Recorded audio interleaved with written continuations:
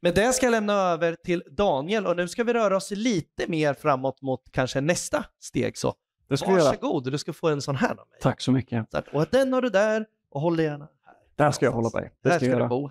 Jag ska börja säga att jag tycker det är superspännande där vi är just nu med AI i Sverige. För mig, jag har varit aktiv i det här fältet under ett antal år. Och just därför är det bara så superspännande att se liksom hur det äntligen börjar röra på sig. Och hur vi börjar se att vi kan faktiskt få ut någonting. Det finns ett värde som vi kan hämta ur de här applikationerna.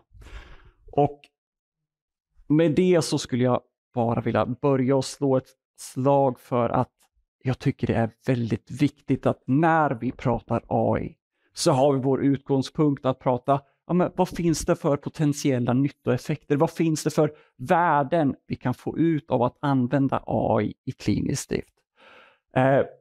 Tyvärr så kan vi ibland ha en tendens att fastna lite för mycket i tekniken. Och det blir lite grann av ett tunnelseende och vi springer omkring med en teknik som vi tänker att det här är lösningen på alla problem. Jag har min hammare oavsett om det är en spik eller skruv som finns framför mig så slår jag på den med hammaren.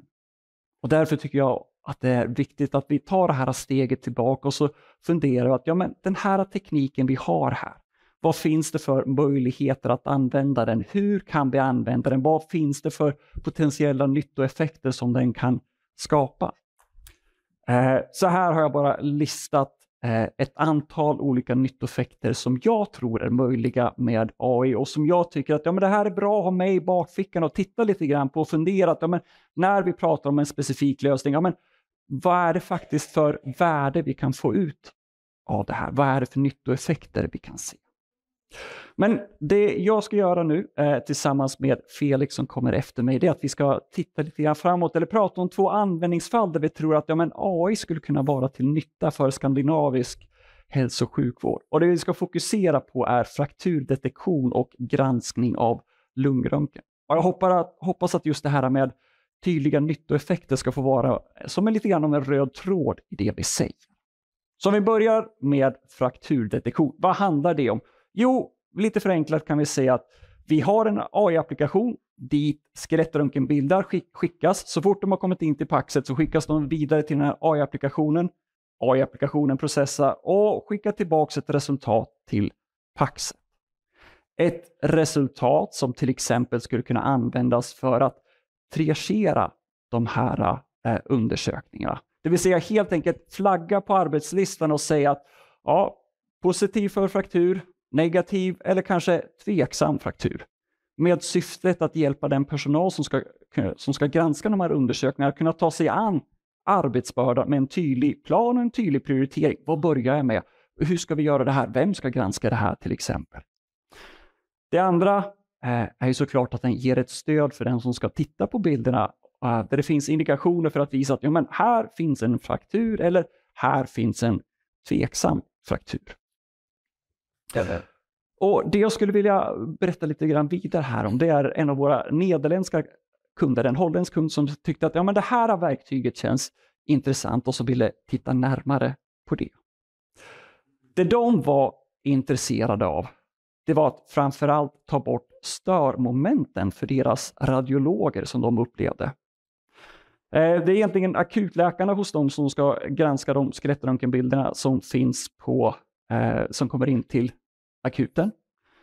Men framförallt kanske yngre akutläkare känner sig obekväma så då hör de av sig till radiologerna och stör dem i deras vanliga arbete. Eller till exempel ringer de nattetid till jourhavande radiolog.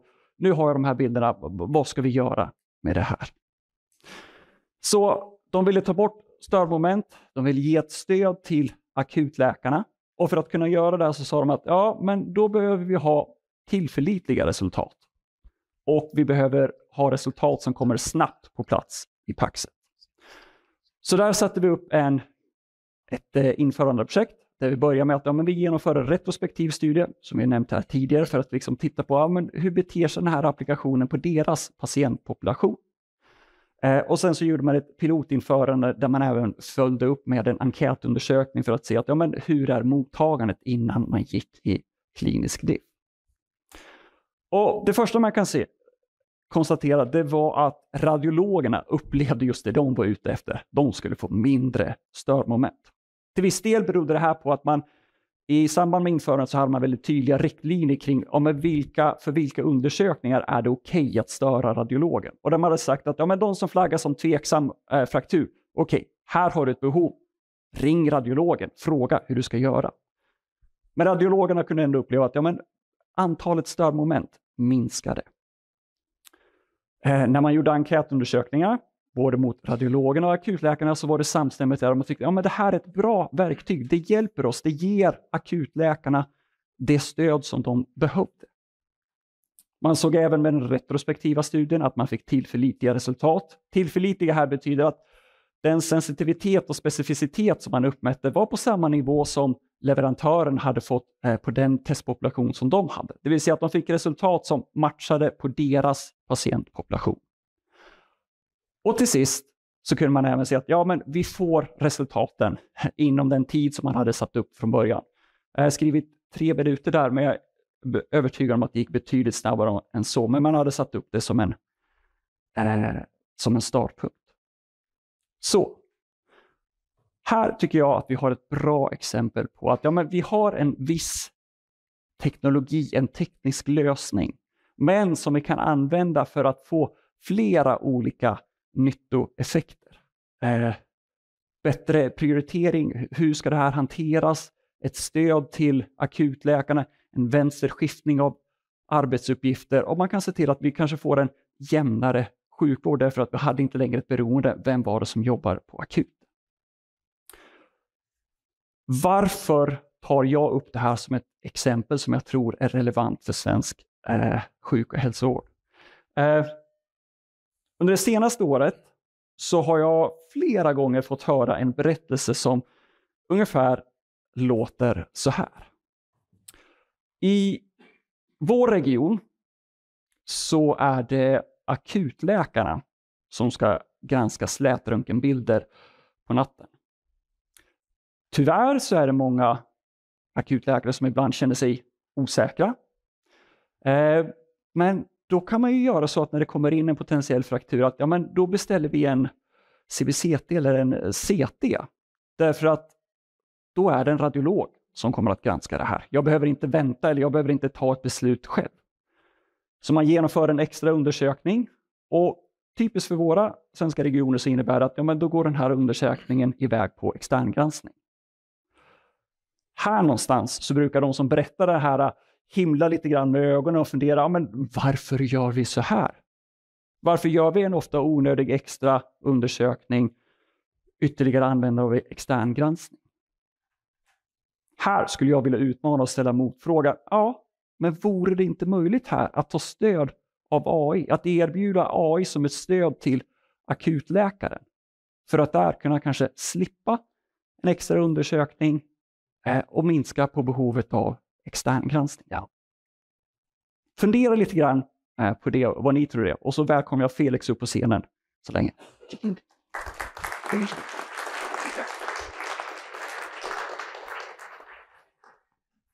Ja, tack för det. För introduktionen och tack för att jag blir inviterad här till Sectra till Daniel. Jag kommer från Danmark, så jag hoppar över till engelsk in the interest of our communication here together. And let me start by acknowledging that what you see here is really the work of Louis Plesner, who I have the privilege of being a supervisor of. He's on paternity leave, that's how it is in Scandinavia, so I have the privilege of substituting for him. But it's really, he has done an amazing job. So here's my disclaimers. Okay, what we want to talk about is autonomous chest X-ray reporting. So this is really the holy grail of AI research, right? So you have a machine that does all the reading for you. And why do we do that? Why do we want that? Well, if your department is anything like mine, it looks like this in the afternoon. So we have a continuous increase in workload in radiology, but not a continuous increase in radiologists. And so if you type into an AI algorithm, a tired radiologist with too high a workload and abstract painting style, this is what he generates. And if I'm 65 years old, I don't want to look like that. So AI needs to save my career here. Okay. We know from clinical trials that deep learning-based algorithms can differentiate between a normal chest X-ray from an abnormal chest X-ray. They can do that with a great accuracy, with area under the receiver operating curves between 87 and 97%. So that's very good. And in principle, it should work like that. So I have an X-ray, typically a standing X-ray. It's then fed into this network. And this network has two outputs. So it can either say, there is a finding, this is not a high confidence normal image, in which case this image is read normally by a radiologist. Or it can say, this is high confident normal chest X-ray. So we guarantee the network says there's absolutely no finding here, in which case it will generate a report. Well, as it turns out, last year, the first application was approved in Europe to actually do that. So autonomous chest X-ray reporting with a company called Oxipit, ChestLink. And it is deep learning based, commercially available. It has a class 2B approval for autonomous reading. It does not have an FDA rating yet. It can only rate PA images, so standing chest X-rays, and that is because when the patient is lying down, he's usually sick. So by that classification, they will always be categorized as abnormal. If we look at this system, we have a couple of questions. The first one, is this safe? Okay. By safety, we mean, does it actually find disease? So all the patients with findings, does the system pick them up?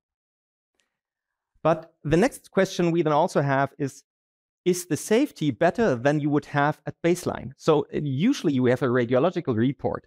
Is this better, at least as good, or better than a radiologist?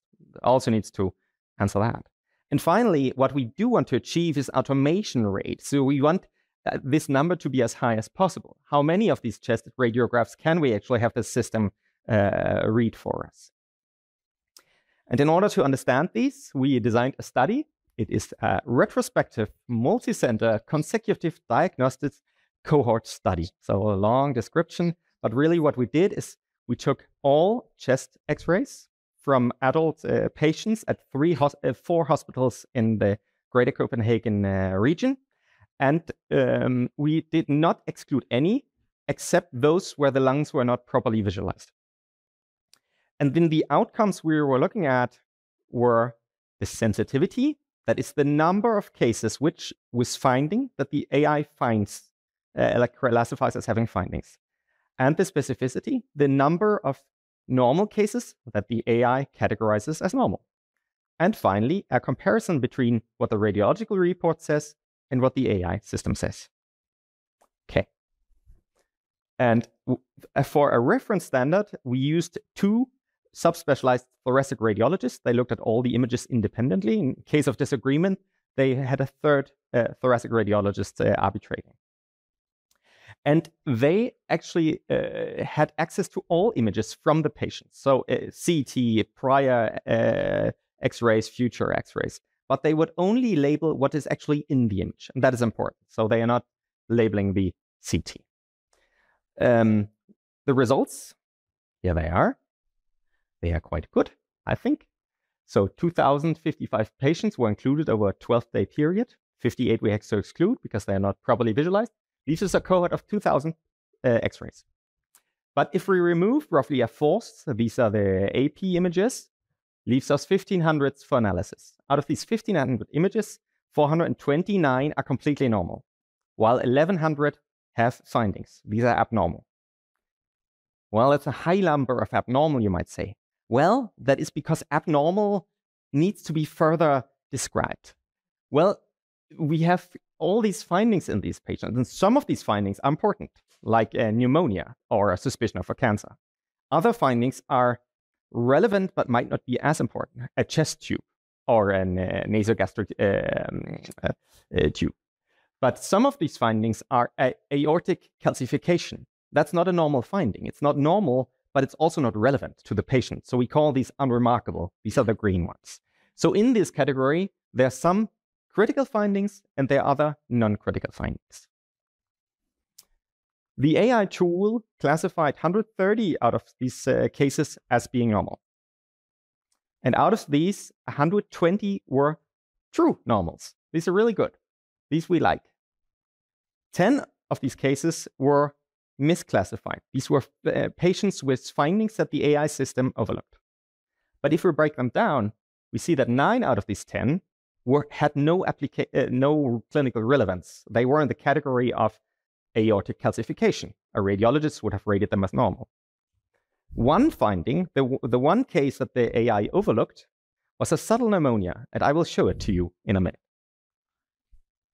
Okay, let's calculate some numbers. Sensitivity, the number of correctly identified cases were something on 99.1%. Let's compare that to a radiological report, 72.3%. That's significantly better.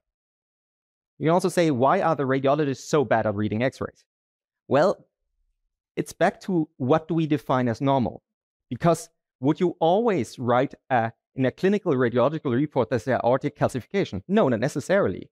You would say normal for the patient, no action should be taken here. And if we look at that instead, so if we look at critical cases only, you see that the radiologists dramatically increase in performance. There they have a sensitivity of 93.5%. But that is still significantly worse than our AI system.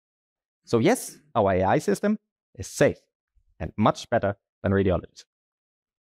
This, by the way, is the only case that was overlooked by the AI algorithm. We had an CT scan from the same day. And as you can see here, there's a subtle consolidation here, shadowing a little bit of the right heart. And obviously, this was not mentioned in the radiology report.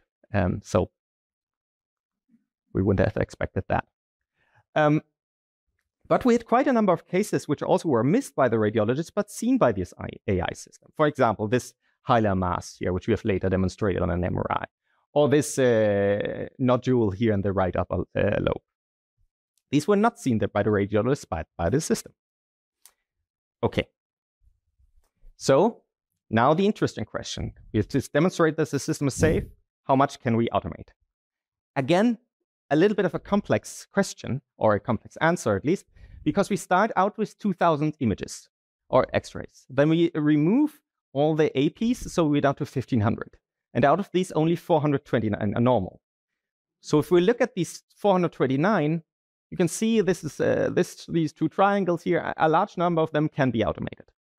But if we look at this entire group of 1,500 patients, the amount of cases which can be automated is lower, because all the abnormal ones can't be automated.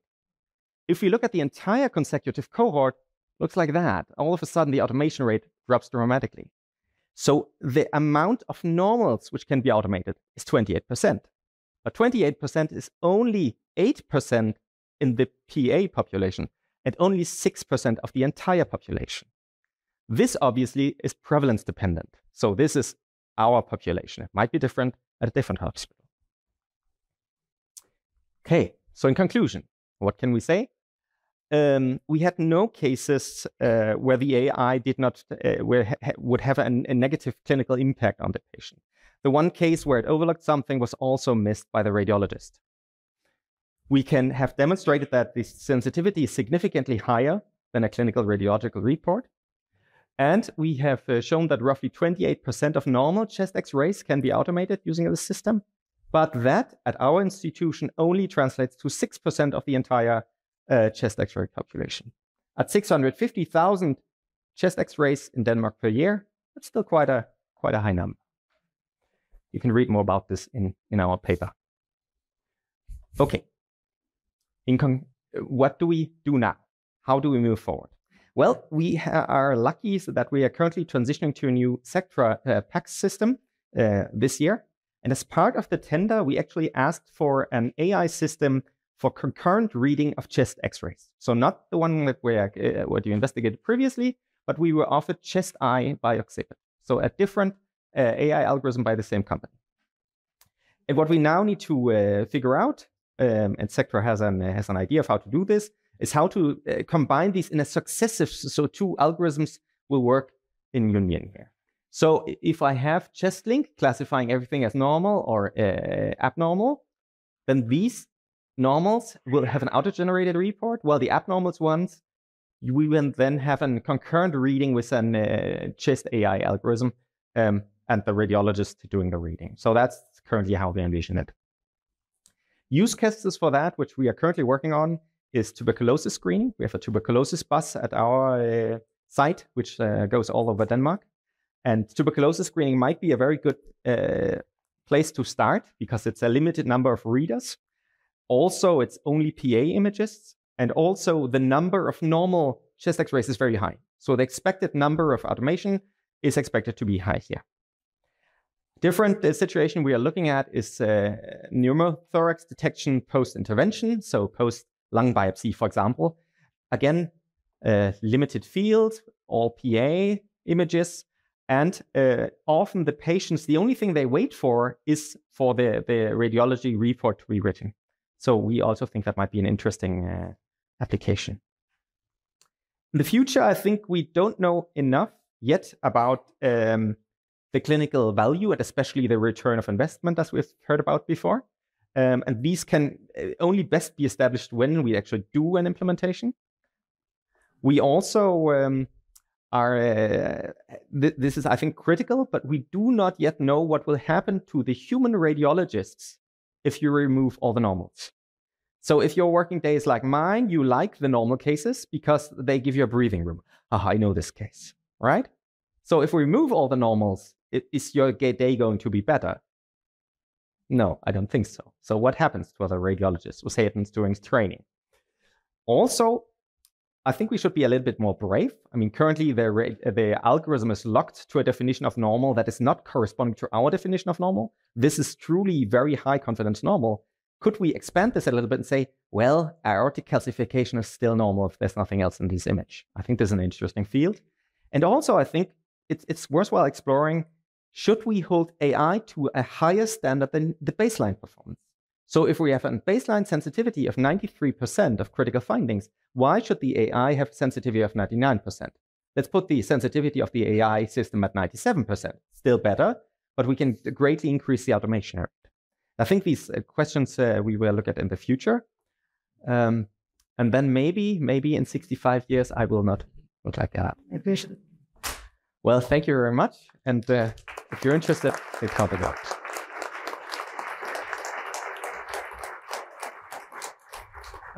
Tack så mycket, Felix.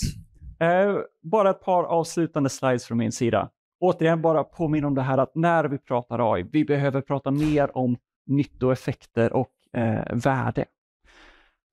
Men om vi är ärliga när vi pratar om det, handen på hjärtat, så tror jag att vi är medvetna om formen för att räkna ut värde. Men som sagt, om vi är ärliga här så vet vi också att det är väldigt svårt att faktiskt räkna på det här i verkligheten. Anledningar till det här kan vara olika och som sagt, det här är inte någonting som är unikt för AI. Men det finns en utmaning. Därför, och det här har både Oskar och Gabriel varit inne på tidigare, därför är det viktigt för oss att när vi försöker hjälpa er att införa AI, att vi har ett erbjudande som kan ändå hjälpa er på den vägen att kunna se de här nyttoeffekterna, att kunna räkna på de här värdena. Och det handlar bland annat om att kunna erbjuda leverantörer och applikationer där det finns väldigt tydliga etablerade nyttoeffekter och det finns tydligt dokumenterat liksom hur de beter sig, att det finns studier på det hela. Och som jag varit inne på tidigare, en tydlig nyckel i att få ut ett värde är också integrationen in i arbetsflödet eller in i arbetsytan. Att vi kan erbjuda en väldigt effektiv leverans med tydliga leverabler. Vad som erbjuds, ja men det är det man får och man vet på en gång hur mycket någonting kommer att kosta. Och att vi kan erbjuda någonting där vi inte bara ger ett stöd vid implementationen utan hela livscykeln för AI-applikationen. Och till sist, att erbjuda stöd med data och verktyg för att man just kan göra den här monitoreringen. Till exempel det som Mikael pratar om som Region Värmland har kunnat göra för att se att ja, men hur ser det ut över tid.